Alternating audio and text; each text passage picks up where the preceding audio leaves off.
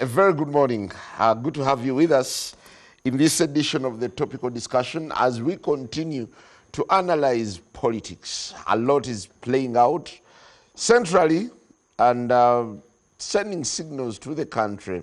The country is now awash with a debate on the leaderless movement that has emerged and gone behind their computers, their phones, gone online to protest the huge levels of corruption that gave birth to the march to parliament that turned bloody with run-ins with security. A huge crackdown happened just a few days ago. But is this anything to watch for the country? We will also be looking at the demands by youth of PLU that President Museveni should retire his son, General Muhoozi, so that he can contest in the 2026 race. Does this send any signals that the country should be discussing? Well, I'm joined this morning by Dr. Yusuf Serunkuma. He's a political analyst. And unfortunately, we were meant to have Honorable Chiwanda, but he's reported that he's unable to make it this morning. Yusuf, good to have you. And how are you? I'm good. Thank you for having me. How are you watching the evolution of the Gen Z type of Uganda? I think it's a wonderful moment for this country. And you can imagine, as somebody who writes a column every week, urging Ugandans to remember that they are on their own. You know, this country is in free fall, and we are on our own. As somebody who writes a column every week, there's nothing heartwarming as seeing Ugandans finally standing up. Standing up in a manner that is peaceful, in a manner that is constitutionally protected. One of the key ways through which we make leaderships accountable. So it's very heartwarming for me to really I'll pat myself on the back and say, my many years of public commentary, together with my colleagues, were every day trying to find a way of influencing public discourse and reminding Ugandans that you are on your own. Leaders don't deliver public goods and services on a silver platter. They have to be compelled to do it. That finally Ugandans are at least trying to do it is very, very heartwarming. Well, on the face of it, it looks like a youth-driven movement, people with legitimate concerns, but the president, in his State of the Nation address, linked these movements to imperialists. I mean, external factors that are influencing all this. I should say the absolute colonial emissary in Uganda, the best example you can ever approximate of a man who has sold this country is Yoweri Museveni, right? When our former colonizers ask him to jump, the only question he asks is how high, right? And if you look at us as a country, we're still sort of a colonial enclave. Everything in this country is not owned by us, from our telecommunication to our banking to our exporters of coffee. You know, Yoweri Museveni has just handed over this thing to foreigners, right? So because he knows for anybody to do something that is meaningful, they have to be backed by foreign funding. This is the dilemma we have in having leadership, which doesn't appreciate that at any one single moment, people stand up with genuine grievances and want to see change. You know, I've had some of the other more clownish arguments that people going to the streets want to be seen. They want to have visibility so that, you know, maybe they could at one point, you know, seek asylum outside of this country, right? But when you look at the visibility argument, for example, when you look at Azawi, for example, Azawi, you know, the songbird, a renowned artist, when she comes up to comment that we need change in this country and older citizens are demanding for accountability, Azawi is not looking for popularity. She's far more popular than any politicians you can think about. If you look at Pfizer Fabs, she's not looking for popularity, not one show issues. If you look at all these young people, if you look at Spice Sentongo, Agatha Tuhaire, Who doesn't know these people? They're looking to be famous, right? But where are these protests headed anyway? When you look deeply So, at them, are they doomed to succeed or fail? No, well, that's a difficult way of phrasing the movement. It's our life struggle. Activism is our life struggle. At every single moment, Simon, we will have to wake up every single day and compel whoever is in leadership to effect the changes that are necessary. What Museveni has denied us for a very long time is the culture of protesting, the culture of standing up, the culture of mobilizing and demanding and protesting. You see, when Museveni was pushed against the wall on the ECOP, for example, young people on the street protesting, demonstrating on behalf of government, right? But the culture of protest is ingrained in the civic life of a society. It has to be core, that every single moment in our lives we need to wake up and remind our leaders that you are the sovereign, but power is in our hands. In the reminding, the point being made is that at any one single moment, if your excesses can become violent, we are all assured of mutual destruction if you don't steady the course, right? So you can't count success or failure. This is a movement. This is our lifetime struggle. Isn't the irony we need to keep standing up. Isn't the irony of Bazukulu now taking charge, sending deep signals, speaking to a void that perhaps has existed either deliberately or by circumstances? Yeah, I mean, first of all, I'm very uncomfortable with being called Bazukulu because, you know, we know our grandparents. Our grandparents don't do anything that the man who calls us Bazukulu does, right? Charles Onyango wrote a fantastic piece where he argued that his grandparents were often very civil and gave them things to eat and listened to them when they had to speak. The man who's brutalizing Ugandans on the street can't be our grandfather, right? We know our grandfather. No, you're not in the category of the Bazukulu. Well, you're not a Muzukulu. I don't know who he refers to when he calls people Bazukulu, but the infantilism that comes with there is a cluster. The patronizing, tone that comes with calling people with whom you have an equal stake in this country, because we have an equal stake in this country. You just happen to be the one in charge of, you are the CEO, but you don't own it. We own this country equally. So for you to continuously patronize calls as Bazukulu, sometimes my children, I think it's not fair, Simon. We need to know that, call us fellow countrymen, fellow countrywomen, my compatriots. That's a better language because we belong in this space together and all of us have an equal stake, right? This is why, we tend to think that Museveni is often doing us favors when he does things, but we gave you an entire country to run, right? We gave you our marine resources, our land resources, our aquatic resources. We give you our small taxes. Don't call us your Bazukulu. Right? We are your countrymen. We are your compatriots. No, you're not. Don't call anybody Bazukulu, okay?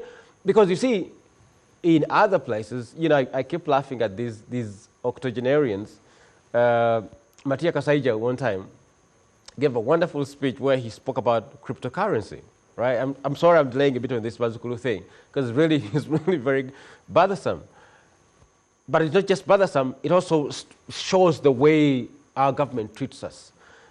Matia Kasaija, the Minister of Finance, said... So that tag of Bazukulu is rude? Because we need to be running this country ourselves. Okay, you're talking about Matia. So Matia Kasaija was speaking about cryptocurrency.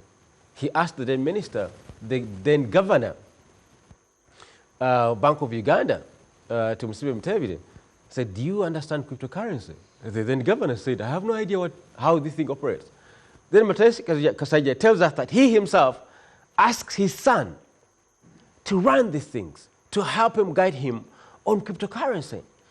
Clearly, just let these young people run this country. Create space for them. Don't ask them for their advice because they know this more than you do. Just let them run this country. Because we're in the world of AI and apps and cryptocurrency. No, but look, infantilizing young people. Very unstructured, very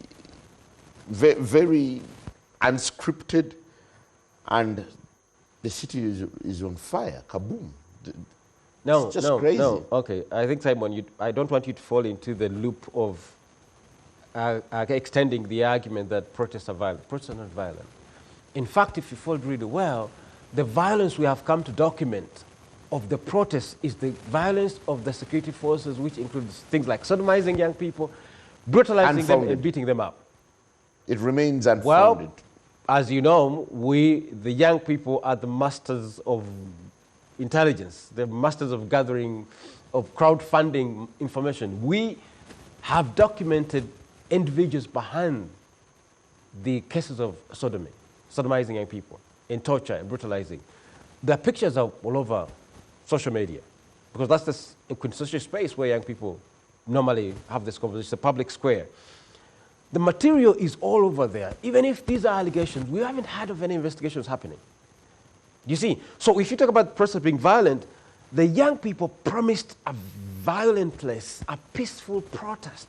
It was a march. Listen, it was called a march to Parliament. It was a march where people show placards and express their anger and speak and agitate and mobilize and sing songs. It's a march to Parliament, not a riot on Parliament, not a strike on Parliament, not an attack on Parliament. You see, Daily Monitor did a story, I think about 2 days ago, of Museveni's different phases, right? And from 86, yeah? You know, when Museveni was not happy with the way the country was run, what did he do? He didn't march to Parliament. He would have marched to Parliament. He picked guns and went to the bush. You see, so you see, when young people say we are marching to Parliament, they are far more civil than Museveni was when he was in their foot. Okay, the way you sound, very impassioned about whatever is happening, would give security a clue that maybe you're among the architects of the ongoing protests. Okay, you know, you started on the point where you said that the protests are leaderless, yes, and tribeless, and they don't have like a structure of leadership. So and so is the leader, so and so is the secretary general, so and so is the spokesperson. No. Protests have no leaders in the traditional sense. Protests have icons. They have people who mobilize. They have people who construct the arguments. They have poets and singers and columnists. If I were to belong to this group, I'm happily there. You know, I write a column every week for the last 7 years. Okay. I could proudly, you seem to be decent. And among the things I've called for a very long time is us to take matters in our hands. Yeah, but you seem to be decent in a civilian way in protest. Traditional politics now has been working in a way that there is engagement first. You know who is leading. You know where it is ending. No. You think that's now outdated? Let me go back to what I said. Protests are our life struggle. Our political subjects, civilians, people who study civics, demonstrating and mobilizing and organizing against the ills of those in power is a lifetime engagement. It's project-driven. Every time there's demand, people mobilize around that project and move and protest and demonstrate. That's our life. You don't have to have a leadership. Once you become a leadership, then you're becoming a political party. Okay, but protests are wound around their icons. Karl Marx told us every revolution has its poets. The poets are the icons. Yeah, but what are the possibilities? So I would say that, for example, in this contention that we are in, you could say Spice Sentongo, the cartoonist, the comedian, the professor of philosophy from Makerere University, is the icon of the struggle. You could say journalist Agatha Tuhaire is an icon of the struggle. Activists, Godwin Toko, you know, protesters such as Beowulf and Pfizer Fabs and Azawi, these are the icons of the struggle. Columnists such as myself, Nicholas Sengoba, Gawaya Teguli, Isaac Semakade, Malema Bidizi, these are the icons of the struggle. Right? So they are many in their numbers as long as they can contribute. The law professor at Makerere University, Professor Kabumba, Wisinje Kabumba, these are the icons of the struggle. Right? So if you say leaderless, and they have icons, and then the mass of young people who are willing to take to the streets amongst an absolute display of brutality on the part of government. Yeah. Tech-savvy youth are pouring onto social media. They rant, call on protests, remain in their cushions, and a few guys hit the streets. They are rounded off by police, beaten thoroughly, and locked up. And then the story ends. No, it hasn't ended. The story is multifaceted. The story has many openings. The story has many spaces, right? Some young people are out there cleaning market squares. Some young people are there talking to each other. They're having public conversations. Some people are looking for material, for evidence, receipts, to incriminate our criminals much more. Some of the activists rather use Simon Kagwanjala, who is willing to invite me to come and speak on this show. A newspaper such as Daily Monitor has taken on the perspective of activist journalism, which is wonderful. So the activism has many spaces, including the courtrooms. Young people are pouring into courtrooms, standing surety and demanding justice. Right now, what's ongoing is a march on the judiciary, because the judiciary is allegedly supposed to be independent, has been conscripted into our oppression, right? Including lawyers in their private capacities, because they've made their services so expensive. Because you see, if you make your services as lawyer so expensive to the wananchi, basically you're part of the oppressor. So, because the ordinary folks find it difficult to come to you so that they can get representation. So now pro bono services... What happened to engagement? Engagement? Simon, it depends on how you understand. What happened to civil engagement? Whatever I've just described is civil engagement. Whatever I've described is the absolute definition of civil engagement. Standing, mobilizing on the streets is actual civil engagement. Going to the judiciary and standing surety and demanding that the judiciary delivers justice is civil engagement. The civil engagement is not simply start sitting with you and having a conversation. We are having access spaces, mainstream public engagements, walking through the market squares. All this is civil engagement. Yusuf, I assume the message has been received. Do you think government is going to be compelled to change in its way of running things? Well, I don't know what you mean by that. The message is never received. The beauty is in the process. And the results that come a long way are the benefits of it. And then we march to the next project. Okay. Political march to parliament has proven futile. No, it hasn't failed. We have to come back to it the next day. We. So going. You're part of them? I am. You're part of them? I am. And I think you should be too. I thought it's for the youth. No, Simon. No. Well, it's a youth movement. We're looking at the Gen Zs. There's no gatekeeping. There's no gatekeeping. That's for the youth. They are not welcome. Because the engine is the youth. But the body parts are everybody else who feels aggrieved in this country. Right? The engine, those are giving the movement momentum. Can you let the youth do their thing? No. There's no gatekeeping. That's the wrong way to sort of try to compartmentalize. It's only for those people, right? The icons I've just spelled out for you are in every single age bracket you can think about. Right? Yeah, but Simon, you tend to vulgarize this. I hope I can convince you. It is the youth. Simon, I hope I can convince you. The youth online who are bringing up this movement. Let's allow this new generation step aside. The engine that is driving the movement are the majority of the Ugandans who form 80% of this country, those below the age of 25. That's the engine. No, you're hijacking But the body parts of this juggernaut of a vehicle includes everybody else. In fact, Simon, I would prefer... no, I think you're hijacking. No, Simon, I hope I can convince you that by your invitation to me, it makes you part of the movement.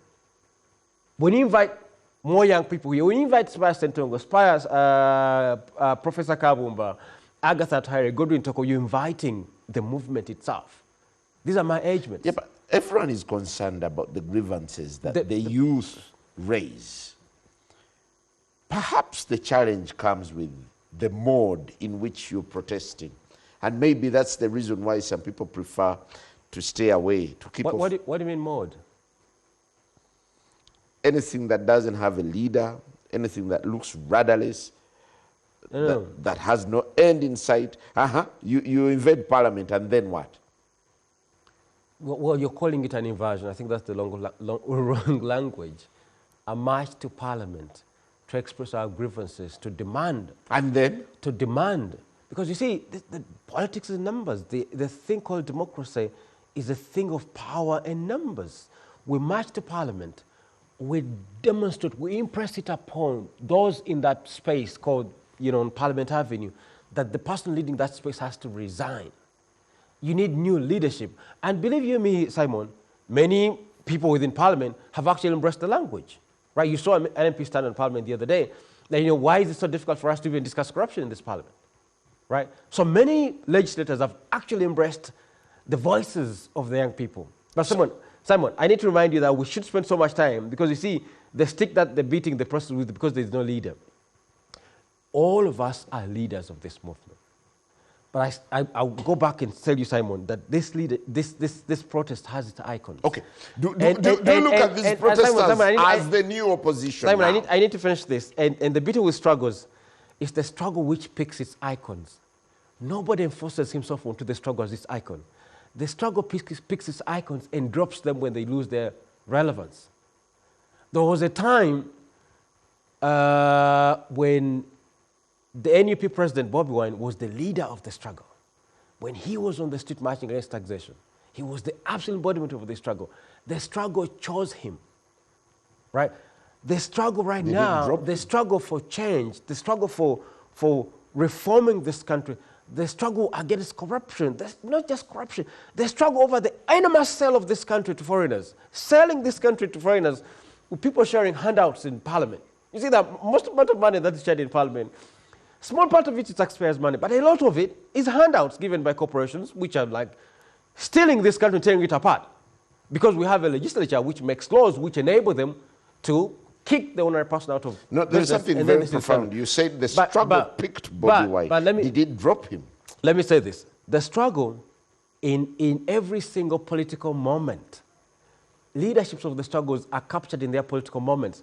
In the present political moment, the leaders of these struggles are a set of new icons. Spice Sentongo, Agatha Tahir, Faiza's joined the crew, Azawi. These are the new icons, Epas Magonza. These are the new icons of the struggle. So the struggle often looks around do you want to one who embodies reform. Do you want to suggest that Bobi has gone off the radar of the struggle? I wouldn't want to push this so far, but I just wanted to say that political movements are political projects with a time frame. Right? And the leaderships are often contained in time. Not every single moment. You don't enforce yourself into the struggle. The struggle chooses you. The demands of the moment, the one who is more creative, the one who is more artistic, the one who is able to craft a language. The struggle is always picking new public intellectuals.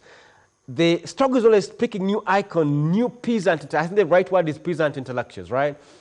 The people who give us discourse and mobilize us. Spire Sentongo, one of his genius is that right now he captures our struggle in a single cartoon, right? The genius of Agatha Tahir is that she captures our contentions with receipts. As we're struggling to say, where should we go? She summarizes our struggles with receipts and evidence and bravery to confront the most powerful woman in Uganda right now. You see, so whichever contribution these many people are willing, the struggle will see them as the... Where are the traditional politicians in the game? Someone, I've argued plenty of times that in this country we only have happy people on either side of the aisle, right? Traditional politics and an autocracy. If you live in Uganda and you don't live in an autocracy, traditional politics is the bribe itself. As long as you become a structured politician, the thing you've become is the bribe in itself. Saramaga told us recently that the parliament, as we're fighting corruption, parliament itself is the bribe. And you could go back in our colonial history and realize that the ways in which parliament operated was to capture the elite of the moment. Those who seemingly are willing to mobilize the Gen Zs, who are willing to give peasants discourse into protest, parliament then, under Andrew Cohen, would be picked and made to join parliament, and they are overwhelmed with perks and benefits, humongous salaries, humongous allowances, right? Because, most of politicians, after the 1995 amendments of the Constitution, we end up with unemployed people, struggling lawyers, the ones who end up joining parliament. People who have failed to get careers elsewhere, they end up in parliament, right? Now, what you do with those so-called traditional politicians is you overwhelm them with money, right? Throw money at them, and the more money you throw at them, the more they wreck themselves apart. You see, every person in parliament right now is conflicted. Okay, because at Yusuf, one point in their lives... We're taking a break, but we had a similar movement called People Power. It's still around. It failed. No, it didn't fail. It didn't fail. It morphed into National Unity Platform. No. It got a leader, it got structures, it's running. No. The People Power movement is always present. It gets new intellectuals, new public intellectuals, new icons, new mobilizers. At that time, Bobby Wine was the quintessential mobilizer. Okot Pabitek told us the artist is the ruler. In that political project heading to the 2021 election, the leader of the grievances of everybody was His Excellency Bobby Wine. And now? That was the moment. Where is he now? Now, Salman, I want to insist on the intellectual underpinnings of a political movement, away from handpicking and mentioning who has lost what. So the People Power movement is still very active, and it is constantly reimagining itself around new icons, new poets, new leaders, new crafters of this message, new peasant intellectuals, and it's still on course and still moving. Well, we'll take a very short break, and when we return, we'll be talking about other issues emerging on the political landscape. Good morning.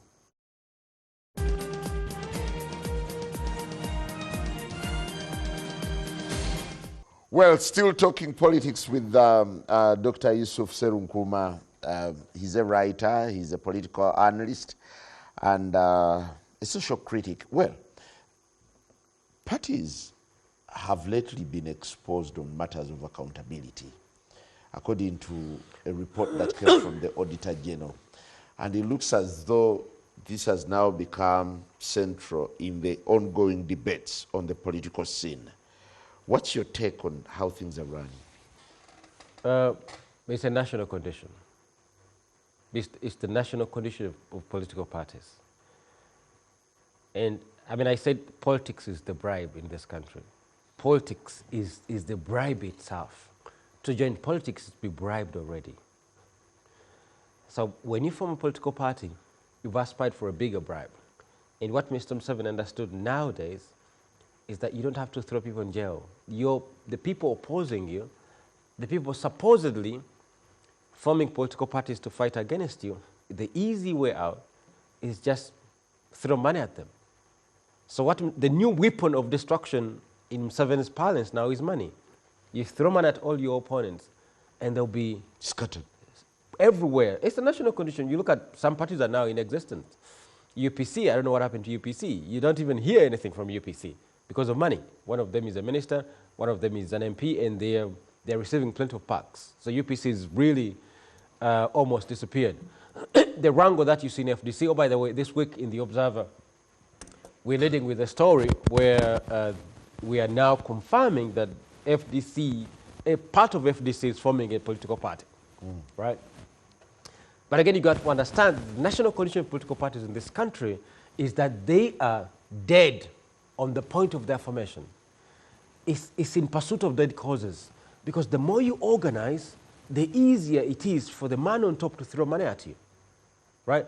So the wrangle that has split FDC now is it's a money contention.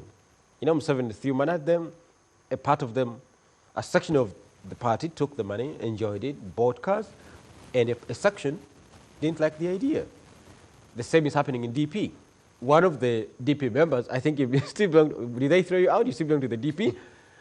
One of them is a minister in Museveni's government, and he's still the leader of your party. So something is happening in NUP right now as we talk. You know, money is wrecking these parties apart, and it's Museveni's new game.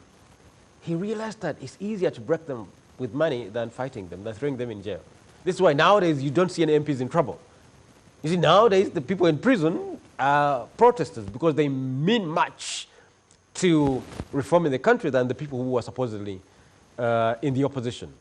So all political parties are in a national condition of wrangling and messiness and utter extinction because the theoretical position is that power determines its opposition.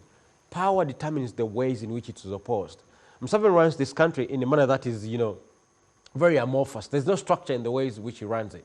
So those opposing him tend to form political parties which are more organized, and then they don't realize that the man they're fighting against is very amorphous. The thing is called a national resistance movement, but it's not a political party. It's basically Museveni's sort of maybe SACO or Museveni's like an extended family, something like that.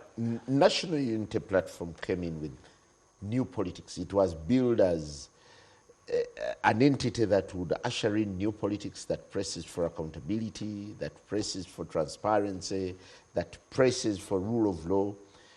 Are they failing on all fronts? I wouldn't say that. I think they were. The struggle was to understand what a political party meant under Museveni. If you're fighting an autocracy, a man who has been powerful for the last 38 years, you don't form a political party to fight him. You either go to the bush or stick to the streets. The idea of people power under Bobi Wine then proved to be more potent than the thing that NUP became under the same leadership. Because if you're fighting an autocracy, you don't form a component of a democracy, right? Because the idea of a political parties thrive under a normal democratic dispensation. Here you have an autocracy, which masquerades as a democracy, right? And you see it every single day. NUP, every single day. FDC, every single day. DP.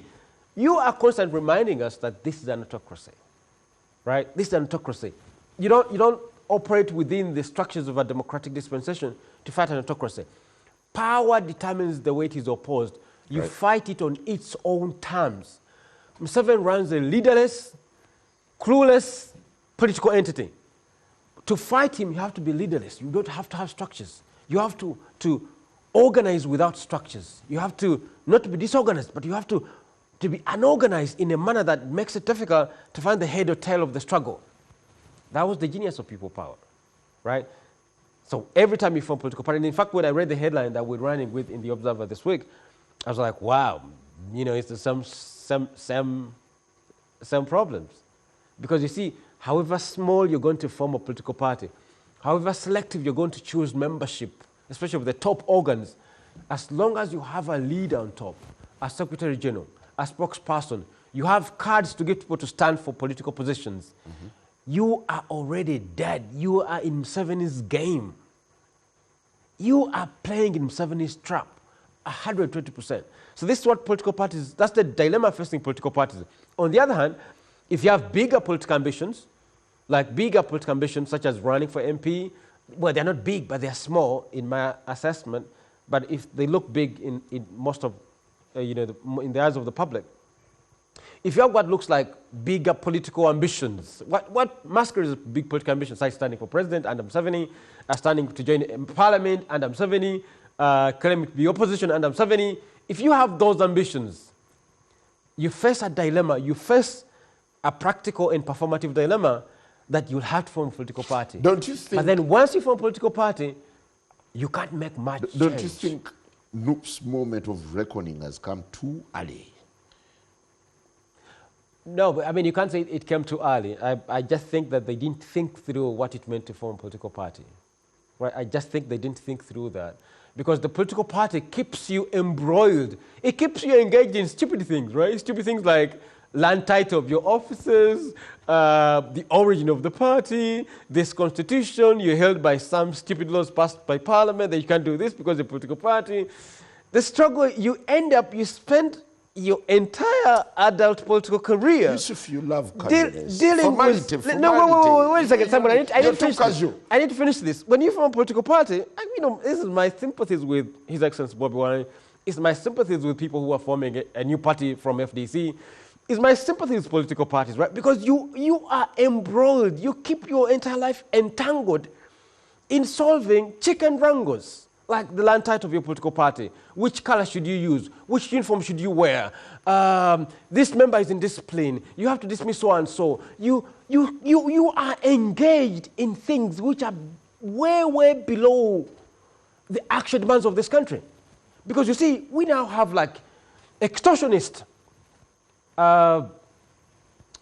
electric fares, extortionist taxes, banking regime is 30%. Gold, we're told we have gold, but vaults have no gold. Like, the exploiter is siphoning every single thing in this country as you are entangled in reforming a political party. You see, this is my dilemma. Because right now, people can't join the struggle against corruption because they have to... You want to say Bobby entrapped himself? No, no, it's not just about Bobby Wine. It's the entrapment of anybody in a political party regime.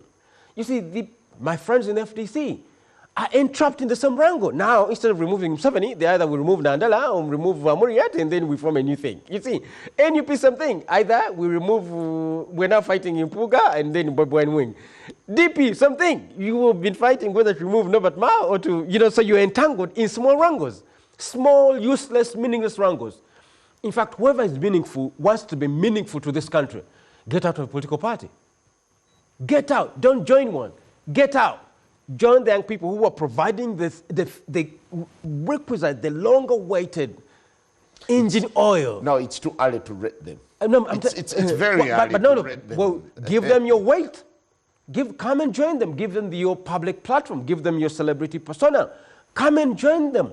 Give them momentum, because that's the only can be meaningful. I'm telling you, Simon, whoever starts a political party, wants to run a political party, the theoretical grounding for political party are inexistent under an autocracy.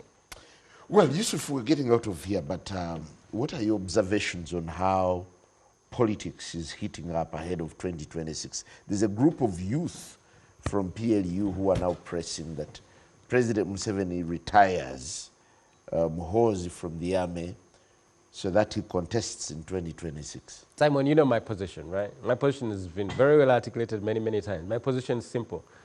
If Muhoozi Kainerugaba and those around him, if they ever dream of becoming presidents of this country, in the present time, they have to overthrow Museveni forcibly. Museveni doesn't trust anybody to be in charge of this country when he's seated somewhere watching, not including his family members. Okay, at least you're not among the choir that says he doesn't trust it's a hoax of some sort. Well, he stands he has a chance. I told you, elsewhere in West Africa, we've seen coups happening. And if you look at Africa, Africa is governed in phases. You have coups, you have liberation struggles, you have so-called democratic regimes, and we are back to coups.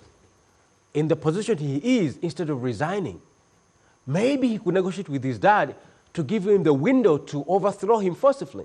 Because you see, we are so tired of Yoweri Museveni that even if his son overthrew him, people in this city, for example, who leave Museveni's excesses every day, would be on the streets chanting Muhoozi's name. And they will celebrate his bravery in overthrowing his dad. Because you see, the people who are, that they don't wish him any good. Because Muhoozi cannot win an election. You see, he's not an electoral persona. Do you know how Muhoozi sounds if you had him speak behind a wall?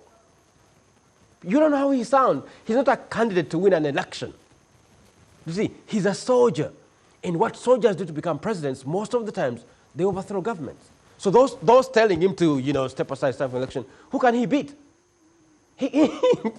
First of all, if the father resigns him, the father also has to resign. The father has to declare that he's not standing in 2026. So it's not just about resigning Muhoozi. You see? So are they simply wishful? No, I mean, there's a lot of gambling in our political discourse. There's a lot of gambling and searching for buzzwords to throw around so that it can be discussed. I mean, one of those gambles is maybe he should resign him. But you see, even those claiming he should resign them, I need to have bad news for them. That they have to demand that he resigns him and resigns, and he too declares not standing for 2026. But then at the same time, Muhoozi has to start appearing on these shows. Muhoozi has to craft a public personality that we can debate with, because allegedly he'll be trying to stand in a democratic election. And democracy is about the liberal So arts. you look forward to having him in a debate. It will be an exciting opportunity, because if he wants to stand in a supposedly democratic, regime of politics, he has to start crafting a public persona. He has to be appearing on the Capital Guy. He has to appear on NBS Frontline. He has to appear on NBS Morning Breeze. Simon, I want you to sit Muhoozi here and grill him about fiscal policy. Grill him about the continued control of our former colonizers of our economy. He has to answer what response has he got to those questions. Simon, invite Muhoozi Kainerugaba here and see if he has answers to these questions. But I'm telling you, the entire gamble, it's too early to judge him the entire he's not gamble yet is in so politics. messy. The entire gamble is so messy because if he resigns, he wants to stand, his father has to say, I'm not standing. I'm telling you, they're actually setting him up for absolute failure. The only card he has is what his father has taught him when he was a child. You are a soldier. And what soldiers do, they take power forcefully. The father can grant him a window to overthrow him. Well, Yusuf, I must really thank you very much for coming in to share your analysis on what politics means to the country at the moment. That's it from me. Have a lovely day and cheers.